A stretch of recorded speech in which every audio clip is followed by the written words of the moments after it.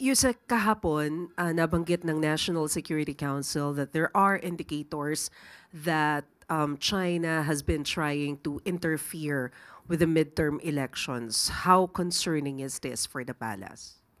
Ito po ay talaga nakakaalarma at paiigtingin pa po natin ang sa utos na rin po ng ating administrasyon na imbestigahan ng malalim para malaman po natin kung ano man ang katotohanan patungkol po dito.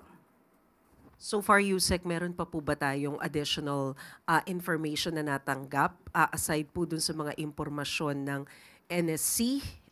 Ano yung mga indicators na nakikita natin na posibleng ang nakikialam sila? Sa ngayon po, ang sinabi po sa atin ay pag-iimbestigahan pa po muna para malaman natin kung ano pa po ang mga detalye dito at kung ano po ang napapaloob sa mga ganitong klaseng pangyayari.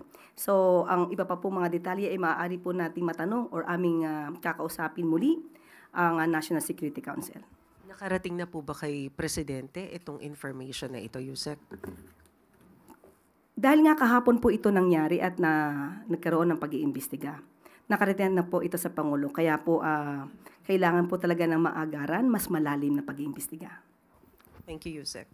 Next question, Alvin Baltazar, Radyo Pilipinas.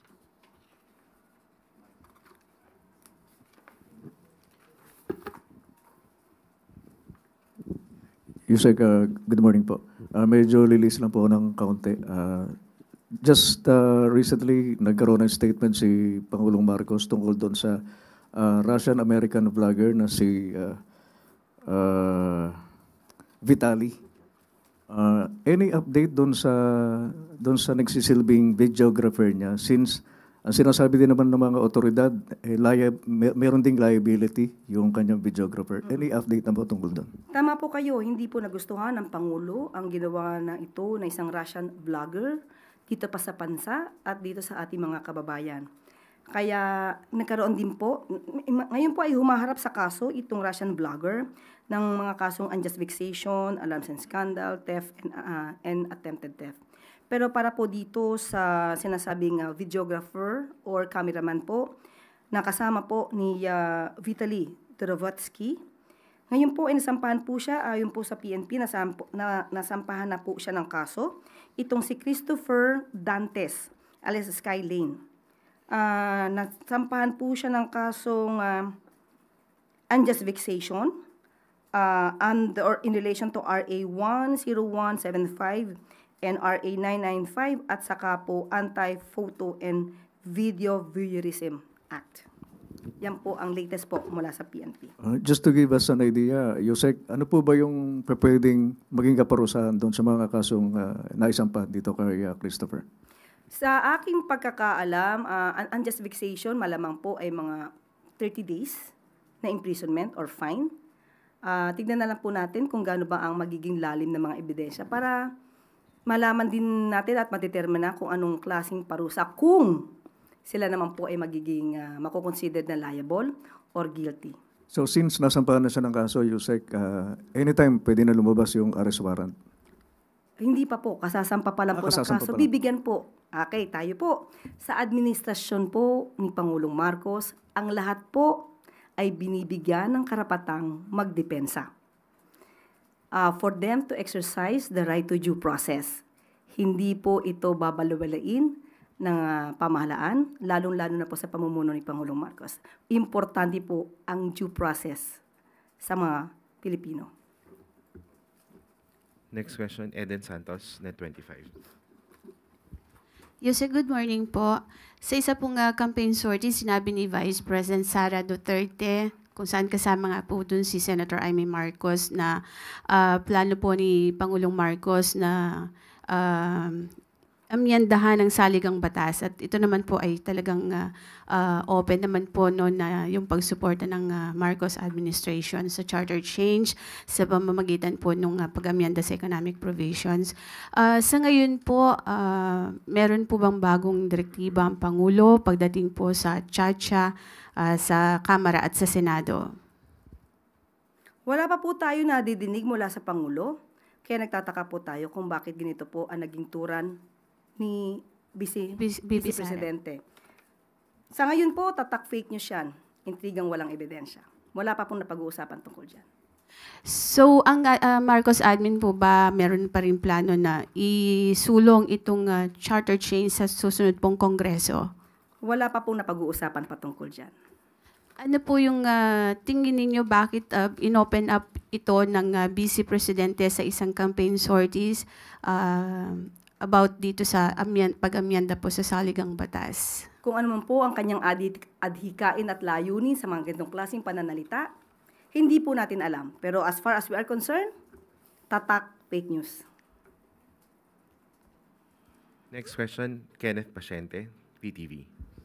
Hi Yusek, good morning po. Yusek, may update na po ba doon po sa isang principal po sa Antique na nagpahubad po ng toga during graduation rites po? Opo, dahil na rin po sa naging direktiba po ng Pangulo, maagaran pong kumilos ang ating Secretary, DepEd Secretary Sani Angara, at ang sinasabi pong guro ay tinanggal na po bilang principal sa nasabing eskwelahan.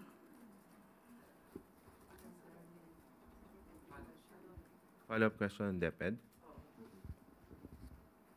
Maricela Lini. So, ma'am, tinanggal as in Hindi na- removed, hindi na As siya pwedeng principal, from the as school. principal, pero lisensyado pa rin po ba siya? Tinanggal naman po siya sa pagiging principal. Yung yung license naman po niya ay hindi naman manggagaling sa pag-uutos ng Pangulo o ng DepEd Secretary. So does it mean po na pwede pa rin siyang magturo sa ibang mga public school? Allowed pa rin po ba siya? Allowed pa rin po siya at syempre titignan pa rin po kung ano ba ang klase, ang kanyang behavior. Kailangan po yan. Importante po yan, lalo na po at siya ay isang guro. Thank you, ma'am. Follow-up. Follow-up question, DepEd, Gilbert Perdes. Matatapos ho ba? Ay, sorry po. Sorry po.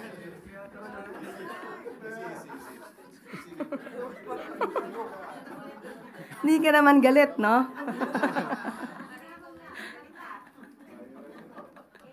Nabanggit niyo po na natanggal na po yung principal. Doon ho ba, tapos na ho ba agad yung, wala ho ba ang isasampang kaso pa sa kanya bukod sa pagkakatanggal niya? Yan po ay kukunin muna natin kung ano ba ang dapat na gawin pa ni Secretary Angara. Pero for the meantime, ito po yung mabilisan na action na ginawa po ni Secretary Angara. Thank you po. Yusek, we have one more question from Kenneth Pasyente, PTV. Yusek, hingan lang din po namin kayo ng reaction dun po sa sinabi ni VP Sara na kayo po at si Representative Castro ay magpinsan po. Reaction po, ma'am. Siguro ito po yung nakakalungkot. Bilang isang vice presidente, dapat na nanonood po siya ng mga press briefing. Niliwanag ko na po yan minsan at alam niyo po yan. Ang patungkol sa nasasabing relasyon namin ni Representative Franz Castro. Sinabi ko po na kami po ay hindi magkamag-anak, magkapareho lang po siguro ng surname, pero hindi ko po ikakahiya kung siya man po ay naging kamag-anak ko. Dahil siya po ay makabayan. Masasabi po natin makabayan, makatao rin po. Pero nagkataon lang po, hindi po kasi kami magkamag-anak. So sa ganito pong mga statement po ni VP Sara, hindi maganda po na Vice Presidenta pa po ang nagpapakalat ng isang disinformation. Okay? So, okay. Meron...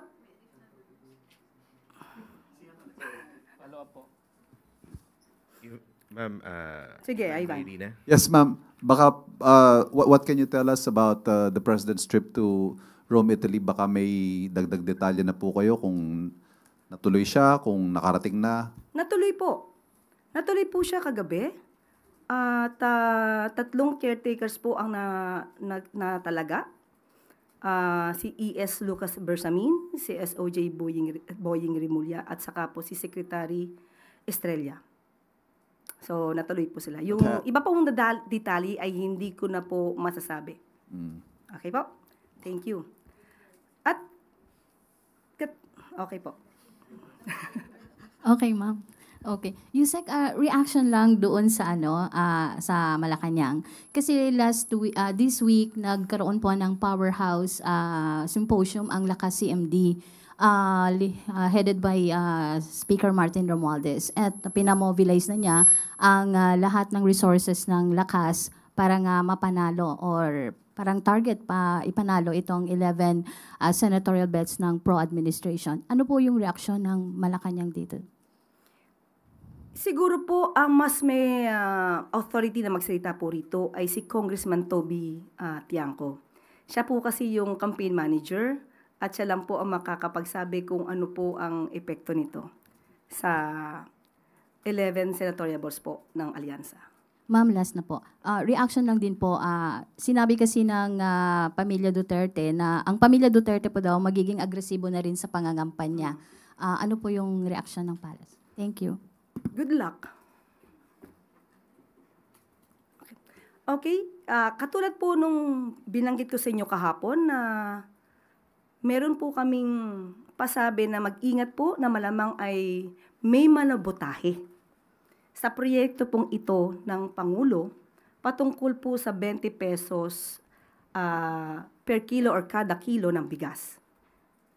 Baka ang sinabi po natin ay baka meron na namang mga fake news peddlers na gumamit at pakita na ang mga bigas na ibebenta ay panghayop. Dahil yun po ang sinabi ng Vice Presidente. At para patunayan, malamang, ang sinasabi ng Vice Presidente ay nagkalat na naman ang mga fake news peddlers. Ingatan po natin ito dahil muli sasabihin po natin, ang ibebenta na bigas ay yung halagang 33 pesos kada kilo. Ito po yung regular na ibinebenta sa ngayon. Meron po tayong nakitang isang vlog. Ang ibig daw sabihin nito ay parang nguyain nyo, inyo na yan.